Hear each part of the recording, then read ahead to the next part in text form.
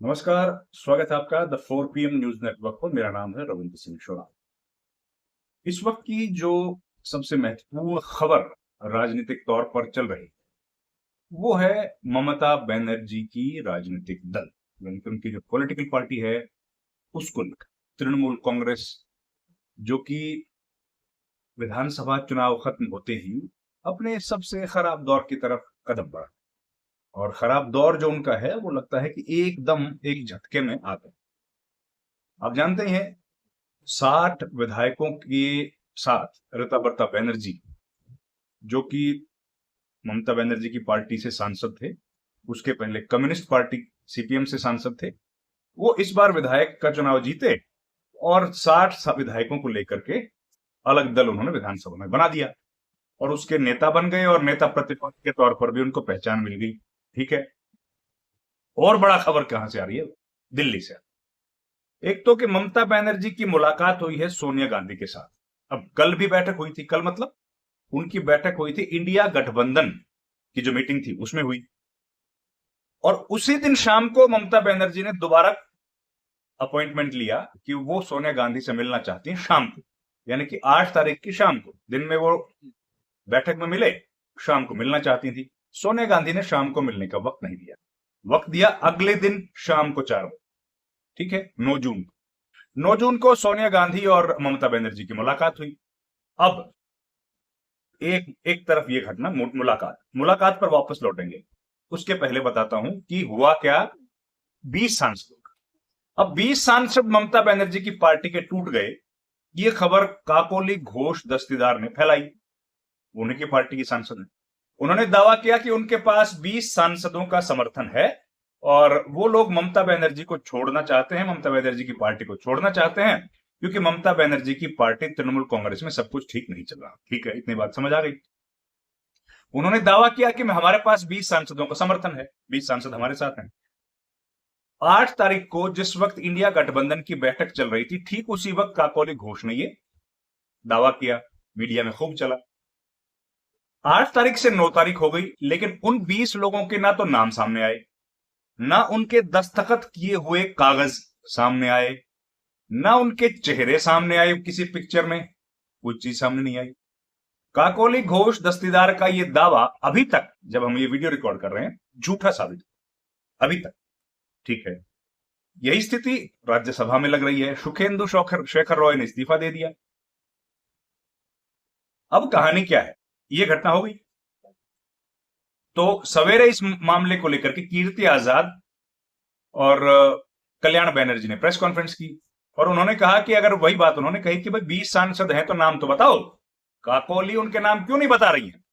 और उन्होंने ये भी कहा कि ये पूरा घटनाक्रम जो हो रहा है, भूपेंद्र यादव के घर पर ये लोग बैठे थे, ये सारा का सारा घटनाक्रम हो रहा है बीजेपी की निगरानी में और बीजेपी के कहने। क्लियर?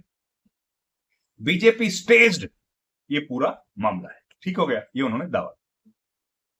अब आइए वापस लौट के ममता बनर्जी और सोनिया गांधी की मुलाकात। ममता बनर्जी मिलने के लिए गई शाम को 4 बजे। 1 घंटे करीब बैठक हुई, बाहर निकली। अब कयास लगाए जा रहे हैं कि ममता बनर्जी अपनी पॉलिटिकल पार्टी का विलय करना चाहती हैं कांग्रेस में। वो क्यों? ताकि उनकी पार्टी बची रहे, उनका जो दल है वो बचा रहे। इसके लिए वो चाहती हैं कि उनकी पार्टी का विलय कर दिया जाए। किसमें? कांग्रेस में। उसका फायदा क्या है? अब देखिए, अभी उनके पास 28 सांसद हैं लोकसभा में, तो 28 सांसद में से कम उठने या 2/3 बहुमत जो होता है वो होता है 19 का। 18 से एक ज्यादा 19 सांसद चाहिए। 19 सांसद जुटाना, उसके लिए कोशिश कर रहे हैं। खबरें मिल रही हैं कि मुख्यमंत्री के लेवल पर भी प्रयास हो रहे हैं, दिल्ली से भी फोन किए जा रहे हैं, ये सब हो रहा है। 19 सांसद हुए, लेकिन भाई हो भी सकते हैं, अभी तक नहीं। अब वहां पर कहा जा रहा है कि 18 या 19 सांसद इकट्ठे हों, उसके पहले अगर कांग्रेस पार्टी में विलय कर गए, ममता बनर्जी अपनी पार्टी का अगर कांग्रेस में विलय कर दें तो फिर पार्टी टूटेगी नहीं, और पार्टी को तोड़ने के लिए चाहिएंगे 99 है कांग्रेस के पास, और इनको जोड़ दें आप 28 को तो 127 होंगे। फिर 127 का 2/3 बहुमत चाहिएगा अगर पार्टी को तोड़ना है। ये हो गया। अब इतना बहुमत इकट्ठा करना मुश्किल है एक तरफ, दूसरी तरफ कांग्रेस, तृणमूल कांग्रेस को बचा पाना, उसके सांसदों को बचा पाना आज ममता बनर्जी के लिए मुश्किल है। तो इनका समाधान सरल जो है वो ये है कि इस पार्टी को मर्ज कर दिया जाए बड़ी कांग्रेस पार्टी में। उससे टूटना संभव नहीं होगा। फिर क्या होगा? फिर अगर कोई पार्टी छोड़ना चाहे तो छोड़ के पार्टी को उसको आना पड़ेगा। मतलब जैसे सुखेंदु शेखर रॉय सीनियर लीडर हैं, 3-4 बार के राज्यसभा सदस्य हैं ममता बनर्जी की पार्टी से, उन्होंने पार्टी छोड़ी। अब उनको अगर इस्तीफा जब उन्होंने दे दिया है तो उनको दोबारा चुन के आना पड़ेगा। तो राज्यसभा में तो दोबारा चुन के आना मुश्किल नहीं है क्योंकि वो बीजेपी में जाएंगे, बीजेपी उनको अपना प्रत्याशी बनाएगी, विधायक वहां पर मेजोरिटी उन्हीं की है, वो आराम से चुन के आ जाएंगे, मामला खत्म। लेकिन सवाल उठ रहा है कि राज्यसभा में तो यह होगा, लोकसभा में कैसे होगा? अब लोकसभा के सांसद जो हैं वो बीजेपी में जाने के इच्छुक तो हो सकते हैं, जो सांसदों को काकोली घोष हैं, शताब्दी रॉय हैं, जो लोग प्रसून बैनर्जी जिनका नाम सामने आया, वो लोग ये तो कर सकते हैं। लेकिन लोकसभा से इस्तीफा देना कोई नहीं चाहेगा। चाहेगा क्या? नहीं, लोकसभा से इस्तीफा देना कोई नहीं चाहेगा। वो लोग ये कोशिश कर रहे हैं कि अगर 2/3 हम लोग टूट के मर्ज कर जाएं तो 5 साल तक इलेक्शन का झंझट खत्म।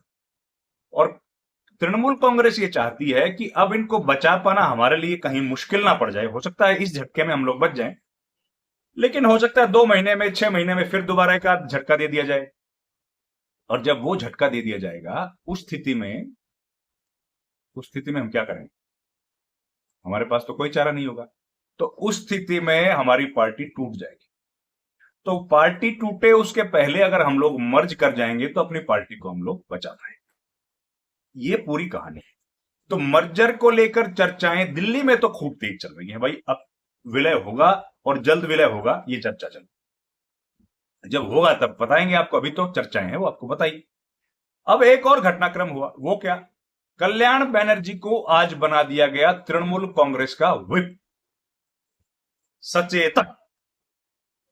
लोकसभा के जो सदस्य हैं, राज्यसभा के जो सदस्य हैं और विधानसभाओं के जो सदस्य हैं, उनमें पद होते हैं। जैसे पॉलिटिकल पार्टीज में जो पद होते हैं ना, ठीक वैसे ही पद होते हैं संसदीय दल में या विधायक दल में। तो अब क्या हुआ? अभी तक काकोली घोष दस्तीदार के पास ये पद, कौन सा पद? सचेतक का, क्योंकि वो सीनियर थी। अब उनको हटा दिया गया है क्योंकि उन्होंने बगावत कर दी है, बागी तेवर अख्तियार किए। और उन्होंने बागी तेवर अख्तियार करके कह दिया कि भाई हम लोग तो अब आपके साथ नहीं रहेंगे। अब काकोली घोष को हटा के ऑफिशियली ममता बनर्जी ने एक चिट्ठी लिखी ओम बिरला को, स्पीकर को, कि भैया अब हमारे सचेतक जो हैं विप, वो कौन होंगे? वो होंगे कौन? कल्याण बनर्जी। हमने हटा दिया है काकोली को, कल्याण बनर्जी को। अब विप क्या चीज है जी? विप का अगर आप देखेंगे तो विप का कोई जिक्र कानून की किताबों में नहीं है। तो कहां है? ये अलग अलग मुल्कों की जो संसदीय परंपराएं हैं उनसे निकला है। अलग अलग परंपराएं जो संसद की हैं, अलग अलग मुल्कों की, वहां से ये सब निकल के आया। तो उन परंपराओं का ये महत्वपूर्ण हिस्सा है कि जो व्यक्ति दो, देखिए एक पद तो हो गया लीडर। अब जितने भी लोकसभा के सदस्य हैं किसी भी पार्टी के, उनका एक लीडर, उसको बोलते हैं फ्लोर लीडर। ठीक है, कभी कभी पार्टियां डेप्यूटी लीडर भी बना लेती हैं, डेप्यूटी लीडर हो गया। तीसरा होता है विप। बड़ी पार्टी है तो 2 विप हो जाते हैं, 3 हो जाते हैं, एक को चीफ विप बोलते हैं। ये 28 सांसदों की पार्टी है तो इसमें एक विप है। तो विप का काम है कि अनुशासन, सदन के जो सदस्य हैं लोकसभा के, उनकी पार्टी के, उनके बीच अनुशासन पैदा करना, कौन कब बोलेगा ये तय करना, और सब लोग सदन में आए, किन मुद्दों पर चर्चा होनी चाहिए, पार्टी के भीतर का डिसिप्लिन तय करना। तो वो अब बना दिया गया है किसको? कल्याण बनर्जी को, काकोली घोष को हटा दिया। कीर्ति आजाद और कल्याण बनर्जी ने आज ये भी कहा कि भाई जो लोग छोड़ के गए हैं वो गद्दार है। और उनकी हिम्मत है तो उनको लोकसभा का चुनाव लड़ना चाहिए, इस्तीफा दे देना चाहिए और वो लोग खुल के मैदान में आए और चुनाव लड़ें। क्योंकि अभी वो जो चुनाव जीत करके आए हैं वो तृणमूल कांग्रेस पार्टी के टिकट पर और ममता बनर्जी के वोटों की वजह से चुनाव जीत कर आए हैं, तो उनको इस्तीफा देकर चुनाव लड़ना चाहिए। खैर, ये राजनीतिक उठापटक चलती रहेगी, हम लोग खबरें आप तक पहुंचाते रहेंगे। इस वीडियो में इतना ही। आपका बहुत बहुत धन्यवाद। Thank you very much. नमस्कार।